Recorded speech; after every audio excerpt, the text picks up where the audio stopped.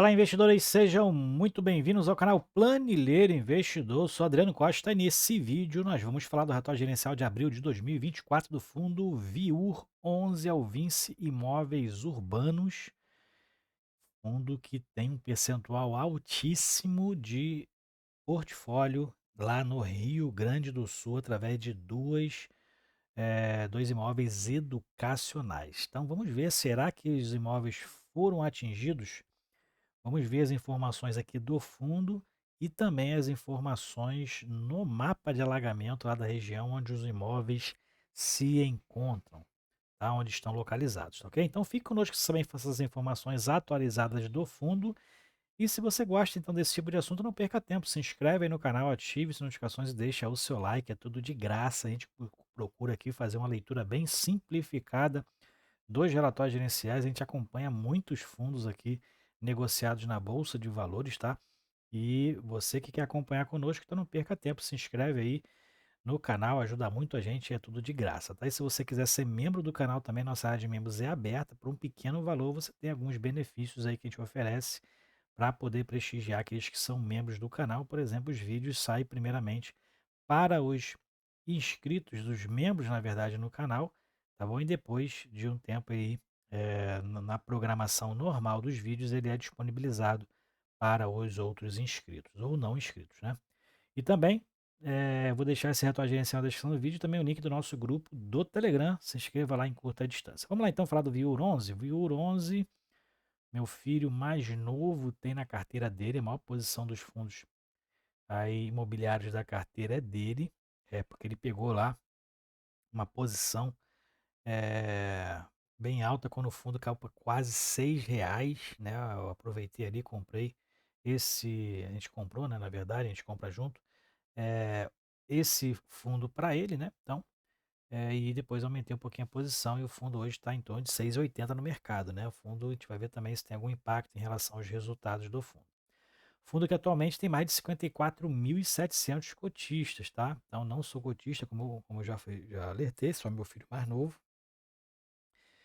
Gestor é a Vinci Real Estate, administrado pela BRL Trust, código de negociação é o VIUR11, Fundo de Renda Urbana, né?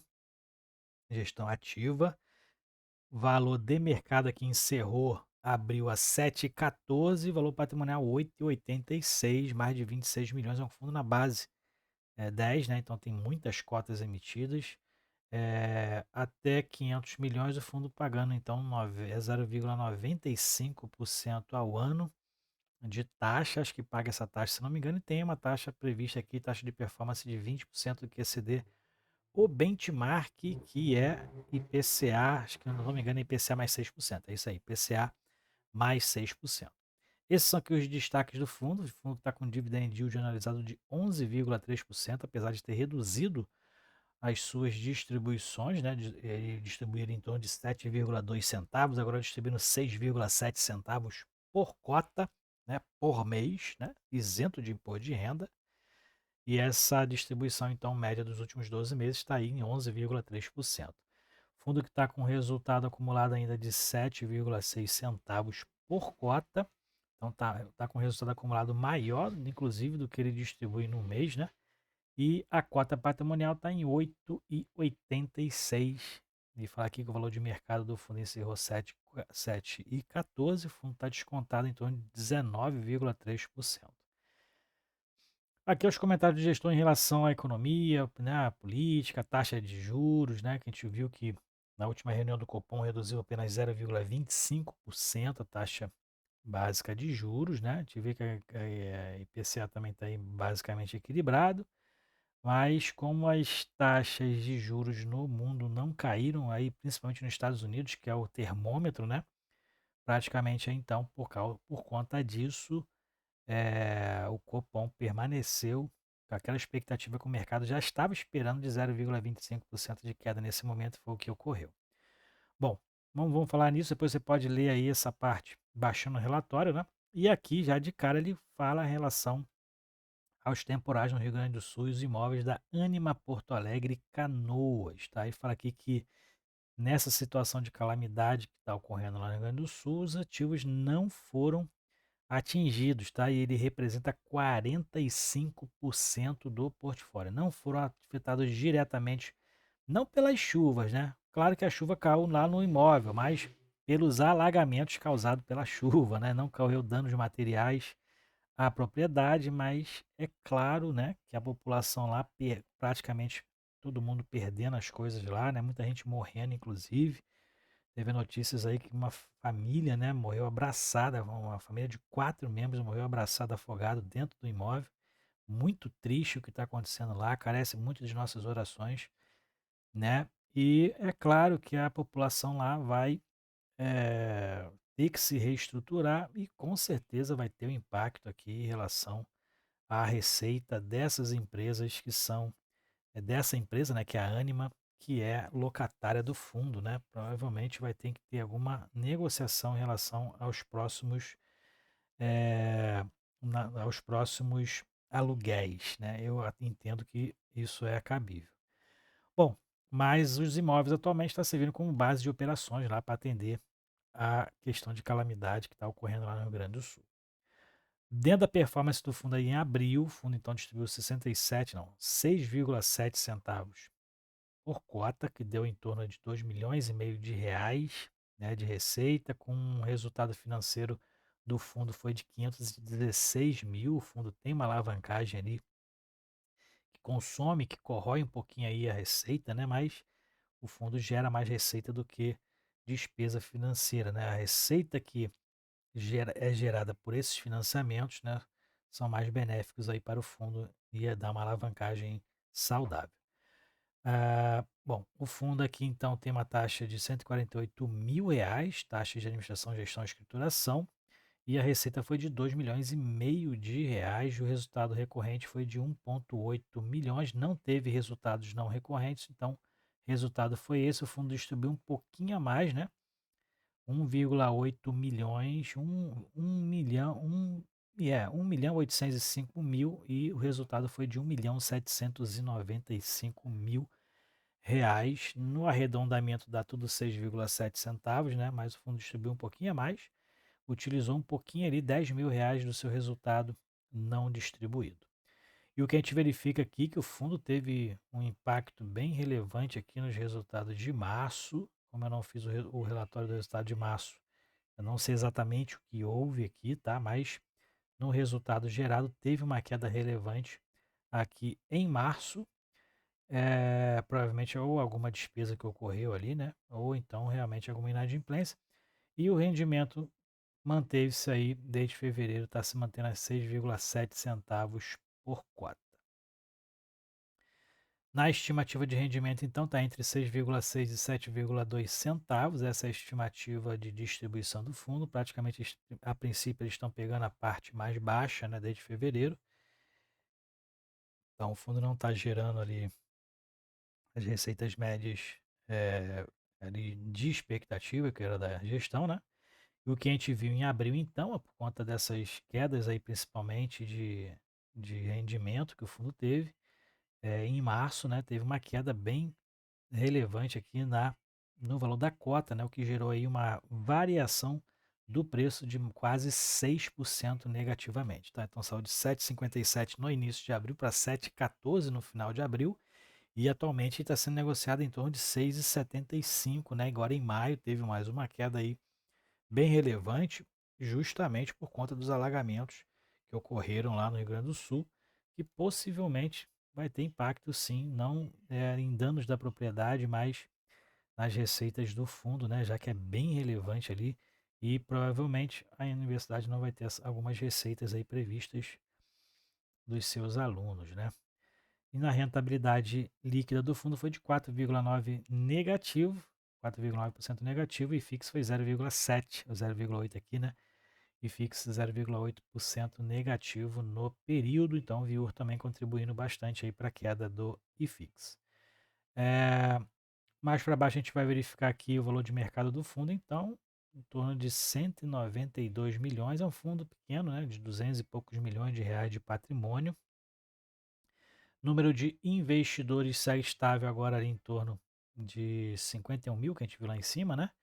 E o volume médio diário de negociação que teve uma queda, mas relevante, mas na verdade esse volume que está agora é a média que o fundo pratica normalmente, né? Aqui em fevereiro foi algo mais exorbitante em relação ao que o fundo tem sendo negociado na Bolsa de Valores, o giro de cota de 3,4%, dentro da média também de outros fundos. Dentro da carteira do fundo, a gente vê que o fundo tem 350 milhões em imóveis, mais as obrigações, as alavancagens, né? Faz com que o patrimônio líquido caia em 114 milhões, já que desses 350 milhões, a leitura é essa, né? Dos 350 milhões em imóveis, 115 milhões é financiados com recursos do terceiro, que o fundo está pagando, né? E isso vai sendo incorporado ao patrimônio líquido à medida que o fundo vai amortizando. Tá? Então, o que o fundo tem hoje de patrimônio próprio líquido é 238 milhões, porque 114, 115 milhões praticamente é financiado com recursos de terceiros. E o fundo tem essas alavancagens, essas obrigações de longo prazo, né? Uma já se encerra agora, mas até já se encerrou aqui, né? Mas tem uma aqui da Anima de 107 milhões, vai até março de 2033. Acho que aqui tem algumas condicionantes, né, que a Facamp tem ali que cumprir, que ainda não cumpriu, e aí o fundo ainda está com essas obrigações aqui a pagar. Aqui são alguns indicadores, aluguel médio, né? Tá dentro ali, não tem outro par, que é um fundo bem peculiar, né? Fundo de renda urbana, normalmente é difícil pegar um par, né? Que uns investem mais em educacional, outros investem mais em supermercado, né? Então acaba não tendo ali um parâmetro, por isso que não tem outra linha aqui de aluguel médio para ser comparado. O fundo está com taxa de ocupação de 97%, né? Apenas 3% aí de vacância, que tem perdurado aí desde junho do ano passado. E a inadimplência é zero, então tem zero de inadimplência, isso aí é um ponto bastante positivo. A questão aqui toda, né, nessa calamidade aí do Rio Grande do Sul, é esses 48% aqui, onde se localiza a Anima, né, onde 45% está na região do Rio Grande do Sul. 90% dos contratos do fundo são atípicos e 48% do portfólio está no Rio Grande do Sul. Essa aqui dentro do prazo médio de vencimento dos contratos está em 8,5 anos, 48% vence só a partir de 2036 e 23% vence em 2033, outros em 36, né? Então, o fundo aí para os próximos 10 anos, né? Grande parte do portfólio só vence aí a partir de 10 anos. A maioria também é reajustado pelo IPCA, quase 100%, né? E esse aqui são os imóveis, ó, que eu gostaria de mostrar também no mapa de alagamento, né? Onde eles estão localizados. Isso aqui é da rua Orfanotrófio, eu acho que é assim que se fala, lá em Porto Alegre. Então, dentro aqui do mapa, a gente vai verificar. Aqui não, aqui é o Campus Canoas, tá? É esse aqui de baixo, ó. Campos Canoas é esse da rua Santos Dumont, Anima Canoas. Como a gente vê aqui no mapa, ele se localiza aqui em Canoas, ele não foi afetado. Essa área laranja aqui é a área de alagamento, não foi afetado, então está servindo como base lá para poder atender toda a questão lá logística de apoio, né, às vítimas, né, à população. E o outro campus que fica lá embaixo, né, lá na região de Porto Alegre, próximo ali ao Beira-Rio, inclusive, né, é esse aqui, ó. É o campus, é o Uniter. Aqui, ó, vamos lá, é mais para baixo aqui. É aqui na região daqui do. E aqui está um outro imóvel, né? Então, da rua Orfanotrófio, é o Uniriter, Campus Zona Sul. Então, aqui é a área alagada, mais próxima do Lago Guaíba, né? E realmente o imóvel, então, não foi afetado pelo alagamento. Bom, então é isso aí, né? Esses são os imóveis do fundo, né? Lá de Campinas, as Facamps, né? E esses são os imóveis do laboratório, né? Em Alta Vila Olímpia, em São Paulo, e aqui no Maranhão, esse imóvel lá, Palais Biscuit, né? Aí de varejo, do segmento de varejo. Ok? Então é isso aí, relatório gerencial do. Aqui é os dois imóveis, né? O Brausten e o Americanas Express, aqui no Rio de Janeiro, né? Varejo e saúde, tá? Agora sim, se você gostou do vídeo, deixa o seu like. Né, essas informações atualizadas, eu espero que vocês tenham gostado, né? Viuro, então, não foi atingido diretamente seus imóveis, mas possivelmente a Anima deve pedir algum tipo de desconto nos, nos aluguéis aí para os próximos meses, né? Visto que provavelmente ele vai ter uma queda de receita aí em relativo, né? Por conta dessa calamidade, deve ter alguma previsão contratual relativa a isso. E normalmente os fundos viabilizam, claro, para manter então até mesmo a saúde financeira, né, e os adimplêmentos dos aluguéis. Ok? Vamos acompanhar então. Fique conosco aí, né? Acompanhe, se inscreva no canal, compartilhe esse vídeo com outras pessoas. Espero que vocês tenham gostado do vídeo. Fique com Deus, até o próximo vídeo. Tchau, tchau.